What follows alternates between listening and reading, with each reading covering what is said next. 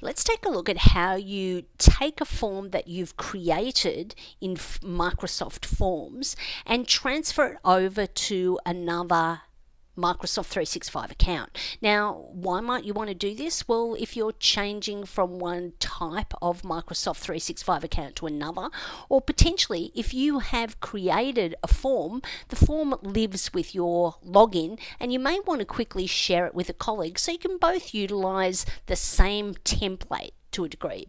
So let's just say it's this particular form that I want to share. All I need to do is click on the form and it comes up like this. Then all I need to do is come into the top right hand corner where we have the 3 dots and we're going to choose collaborate or duplicate. Now the easiest thing to do is come down here and go get a link to duplicate. And here's the link if I click copy.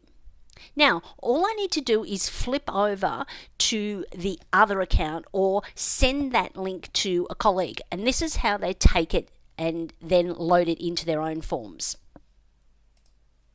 So this is my other Microsoft Forms account, which could be a colleague's account, for example.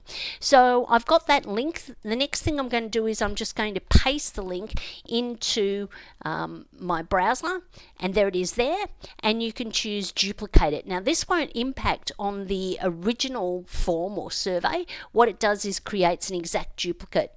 So if I come back to Forms, you can see that this form's here and it's now got a copy beside it.